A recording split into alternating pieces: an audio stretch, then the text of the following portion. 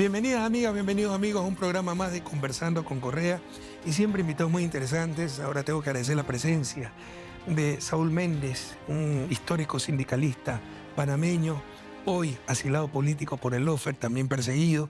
Él es dirigente del Sindicato Único de Trabajadores de la Construcción, los más explotados en América Latina, sin seguridad social, sin derechos laborales. Ya es como que sí, es una ley física natural que se cumpla aquello.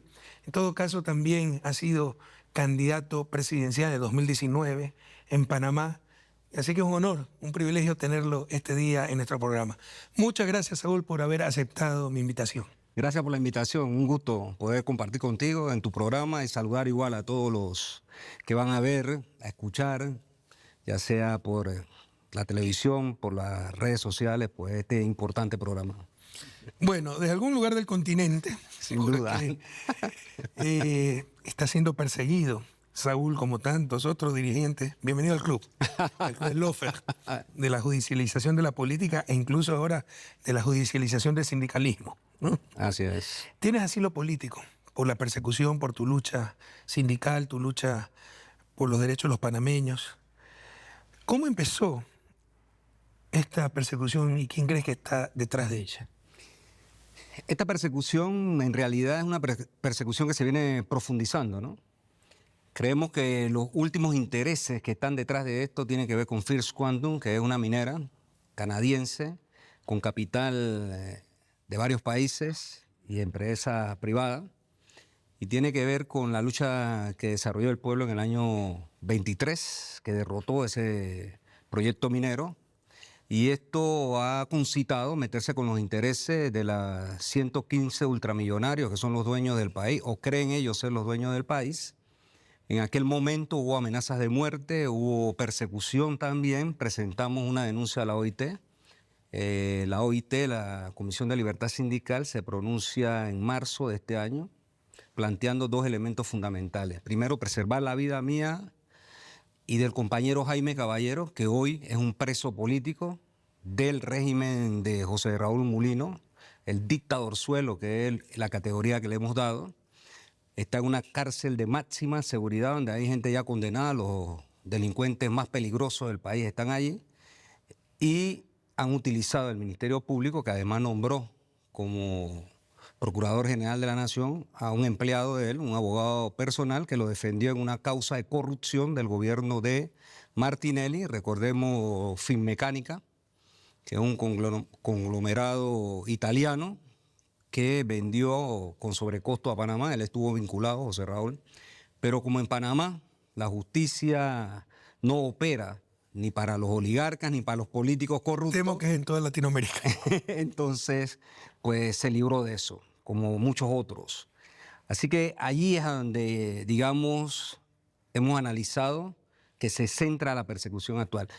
El contrato minero fue declarado inconstitucional, 25 artículos de la Constitución violaban. No obstante, el caso tanto del gobierno de Cortizo Laurentino, que fue el que salió, y el gobierno entrante no han hecho valer el fallo de la Corte y la empresa tiene posesión de la mina, aunque no la está explotando en este momento. ¿Y qué ocurre? Ese era el negocio por lo menos en los próximos 200 años, porque más de la mitad del país, que es un país pequeño, de 75.500 y tantos kilómetros cuadrados, más de la mitad estaba mapeado para el desarrollo minero y a cielo abierto, lo cual naturalmente pone en riesgo la vida misma, ¿no? El ecosistema, pero la vida de los seres humanos. Así que el pueblo panameño entendió que eso era imposible desarrollarlo y por eso luchó en el 23. Allí, digamos, es la génesis. ¿Qué ocurre? Que además de ello, los sectores dominantes se han planteado una reforma a la seguridad social recientemente aprobada de forma inconsulta, una imposición del gobierno de Mulino con la Asamblea Nacional para privatizar los fondos, para aumentar edad de jubilación, disminuir las pensiones, es decir, la receta neoliberal. Y eso lo enfrentamos con una huelga desde abril.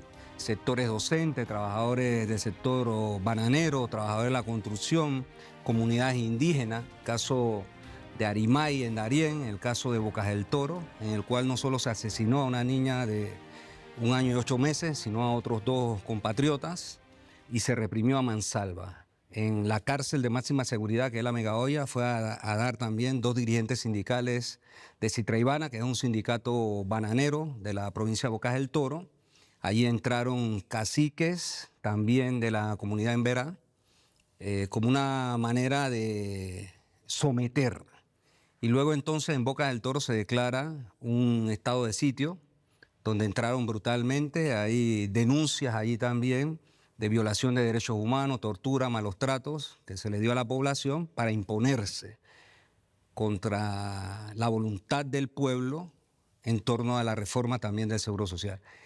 Mancomunado a esto se da entonces también la firma de un acto de traición a la patria, lesa patria, y tiene que ver con el memorándum de entendimiento con los norteamericanos, que además de violar la soberanía nacional, viola la constitución política del país, viola el Tratado de Neutralidad y arbitrariamente se firma este memorándum de entendimiento, lo cual también es rechazado por el movimiento social que está en ese momento en lucha, entre ellos Suntra, la Alianza Pueblo Unido por la Vida, comunidades indígenas, etcétera.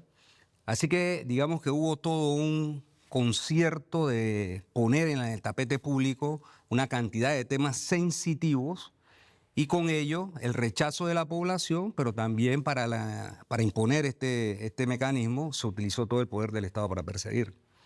Bueno, tú te has referido a muchas cosas que yo voy a tocar más adelante en el programa. Vamos a tratar de ordenar un poco, empezar tal vez por lo último. Ese memorándum de entendimiento firmado en abril de 2025 entre el gobierno de Mulino y los Estados Unidos, que retrocede las luchas del pueblo panameño, vuelven las tropas norteamericanas, vuelve la injerencia estadounidense y, como tú bien dices, rompe otros tratados que se han firmado declarando la neutralidad de Panamá tanto en la paz como en la guerra. Dinos el alcance, podemos profundizar un poquito más en el alcance de ese tratado para Panamá, el impacto que va a tener en el manejo del canal y el impacto que va a tener para toda América Latina, porque Panamá es estratégico para América Latina. Bueno, Panamá ha tenido 2 problemas. El primero, una oligarquía vendepatria, que se ha alineado a los intereses norteamericanos de forma histórica, estoy haciendo el planteamiento, y que además entregó, como ya se sabe, la construcción del canal, sus áreas adyacentes y la presencia militar a perpetuidad. Es el pueblo panameño realmente el gestor de la lucha de liberación nacional. Hay muchos episodios en los que se desarrolla la lucha del pueblo contra la presencia militar norteamericana. Voy a hacer uso de 2 elementos fundamentales, o quizás 3. En 1925 se van a cumplir 100 años de la lucha inquilinaria. Habían aumentado los cánones de arrendamiento, los impuestos, etcétera. El pueblo se vuelca a la calle. El presidente de turno pide la intervención del ejército norteamericano una vez más para reprimir. 1947, después de la guerra, trataron de mantener 100 bases militares o sitios de defensa en todo el país. El pueblo se rebeló contra eso el 12 de diciembre de 1947 y lo derrotó. La Asamblea no pudo ratificar ese tratado. Y cada vez que el pueblo se levantaba por liquidar la relación con los norteamericanos, la oligarquía transaba con un tratado que ponía en duda la soberanía y la liberación del pueblo. 9 de enero de 1964 es la cúspide de la lucha del pueblo panameño. El pueblo se enfrentó a los norteamericanos con piedra y palo y ellos utilizaron al ejército más poderoso del mundo para reprimirlo. Más de 21 muertos, heridos, etcétera. Y fue como el mundo conoció que existía Panamá, que había un pueblo reclamando su autodeterminación, su soberanía, y en ese sentido entonces se fueron desarrollando toda una serie de eventos. En el año 67 se trató de firmar otro tratado traicionando la voluntad de la lucha del pueblo del 64. Fue develado en La Habana, Cuba, por el dirigente Floyd Britton. Eso le costó después la vida. Con la dictadura lo capturaron, lo torturaron, lo desaparecieron hasta hoy. Y luego el tratado del 77, que es el que firma Torrijos con Carter, que entendemos es un avance en la lucha del pueblo panameño para recuperar tanto el canal, la salida de las bases norteamericanas, la administración, sus áreas adyacentes y demás. En el 89 hubo la invasión, en el caso del régimen de Noriega, Y digamos, a partir del 90 empieza todo un elemento fundamental de la oligarquía panameña por implementar el modelo económico, pero también por la pretensión de dejar las bases. Se trató a través del gobierno de Pérez Valladares, del PRD, firmar un acuerdo de bases disfrazadas de centro multilateral antidrogas. El pueblo lo rechazó en la calle y finalmente en el 99 salieron las tropas, se entregó el canal a la administración panameña y las áreas adyacentes todas. ¿Cuál es el problema que te digo que tiene el pueblo panameño? Primero, enfrentar al imperialismo, pero a su vez enfrentar a una oligarquía vendepatria. Digo todo esto para llegar al momento en el que estamos. Se ha firmado un memorándum de entendimiento con los norteamericanos que, en efecto, hace retroceder la lucha del pueblo panameño. Se están dando 3 sitios para instalar bases militares norteamericanas nuevamente en Panamá, disfrazadas de un acuerdo de 3 años, prorrogable cada 3 años, etcétera. ¿Y tienen que ver con qué? Tienen que ver con el área Caribe, la antigua base de Sherman que tenían los norteamericanos hasta el 99, y tiene que ver con 2 sitios en Panamá, una base aérea y otra aeronaval en la entrada del canal, el lado Pacífico. Y la presencia de tropas que en este momento se están desarrollando ejercicios con lo que se llama el Ministerio de Seguridad Pública en el país, que realmente después de la invasión, el artículo 310 de la Constitución prohibió el ejército en Panamá. No obstante, se ha violado la Constitución trayendo un ejército extranjero a Panamá, como es el caso del ejército norteamericano con el memorándum de entendimiento, y adicionalmente a eso se ha violado el Tratado de Neutralidad. Ahora, ¿qué pasa? El mecanismo constitucional panameño establece que todo lo relacionado al canal, la defensa, construcción de un juego de esclusa, canal a nivel, etcétera, tiene que ser, obviamente, aprobado por el Ejecutivo, tiene que ir a la Asamblea Nacional, que es el legislativo, y tiene que ir a un referéndum popular. Mulino se ha saltado todo eso, ni mandó lo que firmó a la Asamblea, ni ha convocado un referéndum para que el pueblo tenga la última palabra en ese sentido. Así que este retroceso lo que implica, como recordaremos, es la narrativa de Trump, del trumpismo, en función que antes de llegar él indicó que iba a tomar el canal, Así es. que iba a tomar Groenlandia, que había que anexar Canadá a Estados Unidos y finalmente, frente a la conducta vendepatria, reitero, de Mulino, se firma este memorándum en contra de la voluntad del pueblo panameño. Así que todo está íntimamente relacionado en función de que, por ejemplo, Rubio llega a Panamá en el mes de febrero de este año, justamente cuando empieza una represión brutal contra trabajadores de la construcción en una obra que estábamos protestando por las declaraciones de Trump y también por el tema de la seguridad social. Se capturan 500 trabajadores, entre esos mujeres, se torturan, se vejan a mujeres, etcétera, y se ha abierto un proceso a 83 trabajadores judicialmente contra ellos, lo cual naturalmente marca, digamos, también esta situación de represión.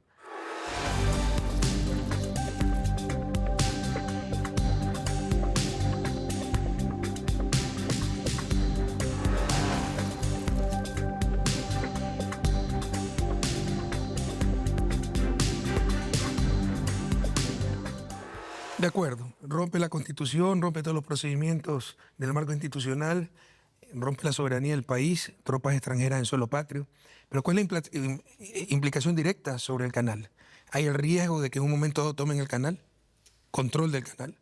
Fíjate, antes que se firmara el memorándum de entendimiento ya se habían entregado al ejército norteamericano una parte técnica del tema del canal concerniente, entre comillas, a un estudio de las aguas que tienen que ver para dotar al canal de agua, por un lado, pero también tú recordarás que Trump empezó a hablar de la influencia maligna de China en Panamá. Bueno, en toda América Latina, ¿no? Su disputa geopolítica con China. Sin duda, pero en el caso de Panamá específicamente él empieza a decir que el Partido Comunista Chino tenía el control del canal de Panamá. Entonces, resulta ser que ya con antes de la firma del memorándum, ya estaba el cuerpo de ingenieros norteamericanos operando dentro del canal de Panamá con anuencia del gobierno panameño, tanto el saliente como el entrante. ¿Cuál es la posibilidad de que ellos tomen el Canal de Panamá? Ellos se lo pueden proponer hacerlo si ya ellos están allí, claramente. No solo se trata de la violación de la soberanía nacional y el acto de traición, sino de la pretensión de Trump de volver a tomar la administración del canal y el canal. Así que por ello es que hemos rechazado con firmeza y defendiendo el legado histórico de nuestro pueblo y de nuestros mártires del 9 de enero del 64, que esta herramienta vendepatria de Mulino y el séquito de corruptos que con él gobierna tiene que ser derogada y tiene varias vías. Una, que la rechace la Asamblea enviándolo allí, o dos, que el pueblo en las urnas diga esto no puede ser, no aceptamos este tipo de negociación. Pero no es solo defensa de la dignidad, la soberanía, de la Constitución. La autodeterminación. Y es estratégico. Sin duda. ¿Te imaginas nuevamente tropas estadounidenses en capacidad de tomar el control del canal? Ya técnicamente lo tiene el cuerpo de ingenieros del ejército estadounidense. Es gravísimo para toda América Latina. Y tiene que ver no solo con eso. Trump también planteó de que sus buques de guerra tenían que pasar y su marina mercante gratis por el Canal de Panamá. Entonces el memorándum de entendimiento... ¿A cuenta de qué? A cuenta de que él Son es... los duros del barrio. Así es. Pero el memorándum de entendimiento persigue, pues no solo fue el que se publicó, porque hay documentos que hoy no se han publicado. Pero ¿qué pretende este memorándum que lo enmarcó? Pretende que por los supuestos servicios de seguridad que va a brindar Estados Unidos a Panamá, a cambio de eso hay que pagarles. Y la forma de pagarles es que sus buques pasen gratis por el Canal de Panamá. ¿Sí? Dicen ellos una compensación. Compensación. Esto es inaceptable, por un lado, pero por otro lado vuelve a violar el Tratado de Neutralidad. Que no es la lucha per se, la lucha por luchar, no, es la lucha con sentido. Claro, es la lucha por ser la autodeterminación de los pueblos, por ser dueños de soberanía, su país, de su tierra, de sus recursos. Sin duda. De su infraestructura. Porque incluso el Tratado de Neutralidad hay que perfeccionarlo.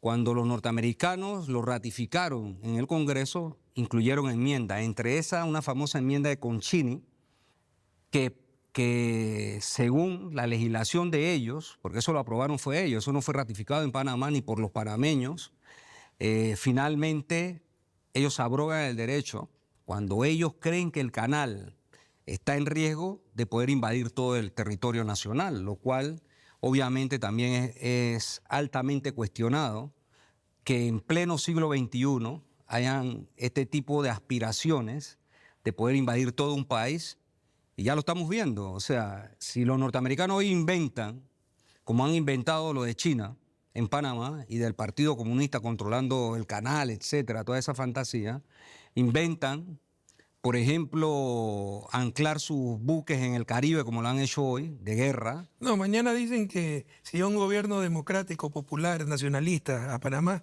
dicen que también son dirigentes de un cartel de la droga y se toman el canal en Panamá para evitar el tráfico de drogas. Debemos aprender de la historia, debemos aprender del presente, lo que estamos viviendo. Sin duda.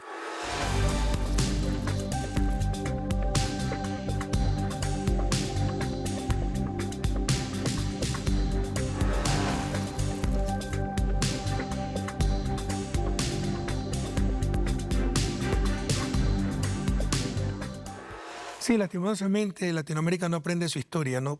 Panamá no aprende su historia.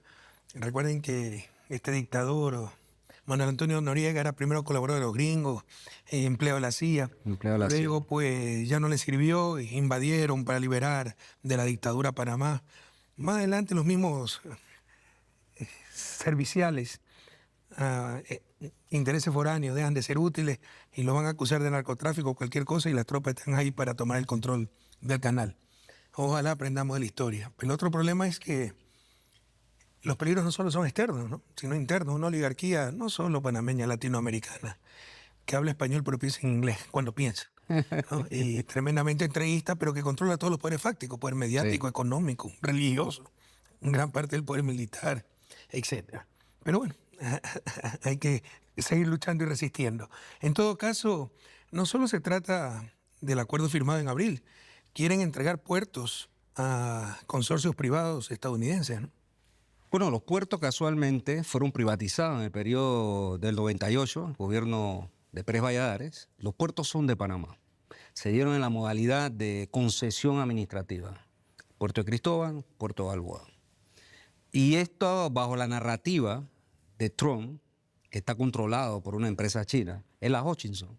En ese año, esta empresa china estaba bajo la jurisdicción inglesa, no había pasado a China todavía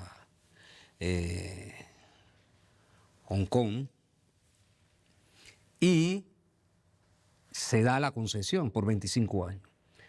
Pero como la institucionalidad panameña está podrida, corrupta, y en ella hay una mancuerna perfecta entre políticos corruptos y oligarcas, empezaron a variar el contrato de concesión al grado tal que esta empresa, en 25 años, pudo haber aportado quizás 20 millones de dólares al erario, porque cada gobierno que llegaba iba exonerando y después se lo repartían, obviamente, y es parte del problema. Ahora, entre comillas, hay una auditoría al servicio de los gringos que devela esto que acabo de decir, y según el actual contralor, que está en medio de esta jugada, dice que Panamá dejó de percibir más de 1.200 millones de dólares cifrados del contrato. Sí. Ese mismo contrato fue prorrogado por 25 años más por el gobierno saliente. Pero todo esto se hace, ¿por qué? Por la presión norteamericana de Pero que... no es un consorcio norteamericano, entonces. No, es un consorcio chino, es la Hutchison. Ok. Es chino. Entonces, ¿qué pasa? Esta empresa se planteó vender varios de sus puertos en el mundo, un paquete, incluyendo los que tiene en Norteamérica. Y no lo logró vender, en el caso de la concesión panameña, porque el gobierno chino se opuso. Entonces, se está en esa línea, digamos, gris, en la que la empresa está negociando. ¿Qué están exigiendo los norteamericanos y qué está haciendo el Servil, que hoy está al servicio de ellos en la presidencia? Quiere dárselo a un consorcio norteamericano, la administración de los puertos. Entonces, en esas condiciones estamos. En esas condiciones estamos con relación a los puertos panameños. Que quiere dárselo a un consorcio estadounidense. Sin duda. Más las tropas alrededor del canal. Correcto. Es decir, es una actitud totalmente... Ojalá estemos equivocados. Ojalá primero no se cristalice. Y se cristalizan todos esos deseos. Tropas norteamericanas de nuevo en Panamá. Puertos privados entregados a consorcios estadounidenses. Ojalá que no suceda lo que todos tememos, pero que es cíclico en la historia de Latinoamérica.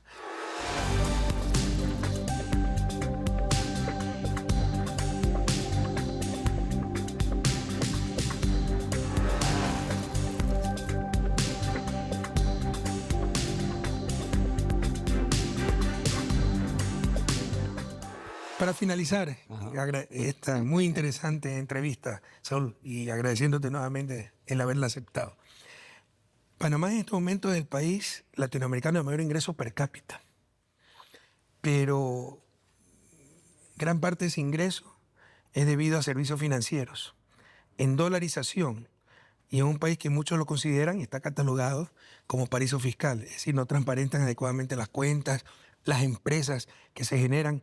Muchos latinoamericanos tienen sus empresas offshore en Panamá para evadir impuestos, para sacar capitales, para lavar dinero incluso, ¿no? ¿Qué opinas de ese modelo panameño? Porque incluso esa mezcla, desarrollo del sistema financiero sin adecuada transparencia y dolarización, es el cóctel perfecto para el lavado de dinero. Fíjate, se estuvo discutiendo eso en Panamá. Panamá entró en las listas negras, grises, etcétera. ¿Y de qué se trata? Los grandes bufetes de abogados empezaron a crear, bajo esta nueva connotación, entre comillas, de negocio. El sistema financiero se hizo en medio de la dictadura, en los años 70, pero se fue desarrollando hacia este tipo de actividad dentro del sistema financiero actual, digamos, con mayor fuerza en los últimos 30 años. Y resulta ser que convirtieron a Panamá en una lavandería, así como lo hemos denunciado en el propio Panamá nosotros. ¿Y de qué se trata? La estructura, ¿cómo se creó? Se creó para eso, para paraísos fiscales. No solo llegan capitales latinoamericanos, llegan capitales norteamericanos, llegan capitales europeos, etcétera. Panamá quedó vinculada a los Panama Papers, a los Pandora Papers, el tema de Odebrecht y otros escándalos de corrupción. Y naturalmente, como suele ocurrir con este tipo de, entre comillas, negocios, sus beneficiarios finales, primero los que los gestaron dentro, y después el gran capital que anda evadiendo impuestos, etcétera y demás, para llevarlo a paraísos fiscales. Esta realidad indica que la estructura del sistema panameño se creó para que esa acumulación y ese lavado se diera. Ahora bien, ¿qué debe ocurrir frente a una cosa como esta? Porque tú partes diciendo algo que es, a nuestro entender, correcto. Panamá, su distribución per cápita, su crecimiento económico se desarrolla de tal magnitud que, para ponerte un ejemplo, la Comunidad Europea no financia proyectos en Panamá por la distribución del PIB. ¿Sí? ¿Por el alto ingreso per cápita o por la distribución? No, por el alto ingreso per cápita. Si es un país de renta, debe ser de renta alta en estos Sí. momentos. No obstante, la condición de vida del pueblo panameño es otra. Es de los países con peor distribución del ingreso del planeta. Peor. Entonces, peor ese es el problema de América Latina. Entonces, en promedio somos la clase media mundial. Así es. Pero con la pésima distribución del ingreso hay gente más pobre que en África, gente más rica que en Suiza. Así es. Entonces, esa es parte de nuestra realidad y de nuestro dilema, ¿no? Y es parte de cómo se desarrolla la vida cotidiana en Panamá. Ahora último, la Unión Europea sacó a Panamá de la lista gris en el que la tenía, ¿no? Entiendo que tu país también la sacó de una lista hace poco, ¿no? No, puede empezar dándole ejemplo en la propia Europa, ¿no? Porque el país de mayor ingreso per cápita del mundo es un pequeño principado enclavado entre Austria y Suiza, Liechtenstein, y es considerado un paraíso fiscal. Sí, bueno. Los hay en todos lados. Sí. El propio Norteamérica, parte de las islas del Caribe, Panamá, Nevada, Delaware, la propia Florida. Así es. Y si quieren luchar contra la corrupción, luchen contra los paraísos fiscales, pero esa es la gran hipocresía.